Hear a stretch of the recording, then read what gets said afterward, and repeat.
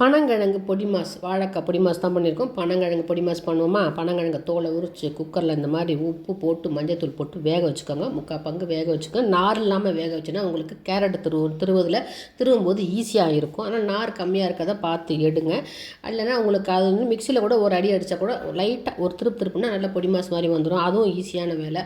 நீங்கள் வடை சட்டியில் கடுகு உளுத்தம்பருப்பு போட்டு தாளித்தாலும் சரி, வடாகம் போட்டு தாளித்தாலும் சரி, தாளிச்சிட்டு பச்சை மிளகா இல்லைனா காஞ்ச மிளகா எதனா போட்டுக்கோங்க. போட்டுட்டு கருவேப்பிலை போட்டு தாளிச்சிட்டு இதை ஒரு சுற்று, நான் மிக்சியில் தான் ஒரு சுற்றினேன். அதை என்ன பண்ணலாம், அப்படியே போட்டு வதக்கலாம். இதில் வந்து தேங்காவையும் அதுக்கப்புறம் மேல் பொடி சொல்லுவாங்க பாருங்கள், ரெண்டையும் கலந்து நம்ம போட்டு இறக்கணும்னு ருசி சூப்பராக இருக்குங்க. அதை மேல் பொடினா சீரகம், தனியா, மிளகு, காஞ்ச மிளகா போட்டு மேல் பொடி வச்சுப்போம்ல, எல்லாம் வந்து பொரியலுக்கு மேல் பொடி போடலாம். அந்த மேல் பொடி தான்.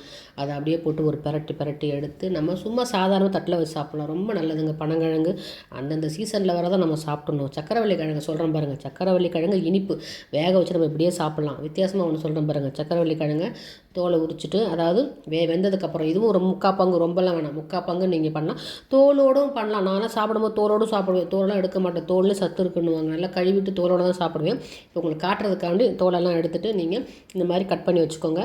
3/4 பங்கு வேக வச்சா தான் கொஞ்சம் அழகாக கட் ஆகும். நீங்கள் அதில் கொஞ்சம் எண்ணெய் ஊற்றி, நல்லெண்ணெய் வடை சட்டியில், அதில் வந்து மிளகாத்தூள், கொஞ்சம் மஞ்சத்தூள், கொஞ்சம் உப்பு, அவ்வளோதாங்க. இதை போட்டு அப்படியே ஒரு நிமிஷம் அந்த பச்சை வாடை போகிறவரை எண்ணெயில் அப்படியே வந்து கொதிக்கட்டும்.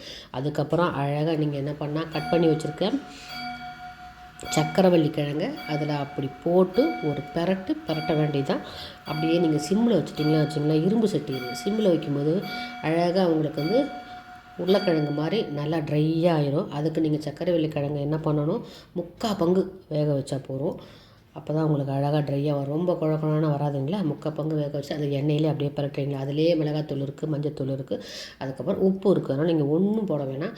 ருசியாக இருக்கும். நீங்கள் வந்து சமையல் ஆரம்பிக்கும் போது கூட இதை பண்ணிங்கன்னா உங்களுக்கு முடிக்கும்போது நல்லா ட்ரையாக வந்துடும். நீங்கள் இதை விட இன்னும் பச்சையாக சாப்பிட்டு நம்ம வேக வச்சு சாப்பிட்றது தான் ரொம்ப நல்லது. இது ஒரு வித்தியாசமான டிஷ் அப்படின்னால நான் இதை உங்களுக்கு சொல்கிறேன். இதை வந்து நீங்கள் சித்திரை ஒன்றுக்கெலாம் இதை பண்ணுவாங்க. நல்ல விசேஷ நாட்களெல்லாம் இந்த மாதிரி பண்ணுவாங்க. ரொம்ப அருமையாக இருக்கும். வித்தியாசமான ஒரு இது. லைட்டாக வந்து இனிப்பு இருக்கும், லைட்டாக வந்து காரம் இருக்கும். அந்த மாதிரி வித்தியாசமான ஒரு சக்கரவள்ளி கிழங்கு வறுவல் பார்த்துருக்கோம். அதே மாதிரி மரவள்ளி கிழங்கு சிப்ஸு பார்த்துருக்கோம்.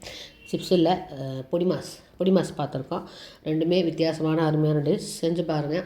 நீங்கள் வந்து மோஸ்ட்லி சக்கரவள்ளி கிழங்கு சீசன் வரும்போது நீங்கள் சாப்பிட்ருங்க. உடம்புக்கு அவ்வளோ நல்லது. அதே மாதிரி மரவள்ளி கிழங்கும் அவ்வளோ நல்லது. இப்போது சீசன் இருக்கும்போது நீங்கள் வாங்கி சாப்பிட்டுடுங்க.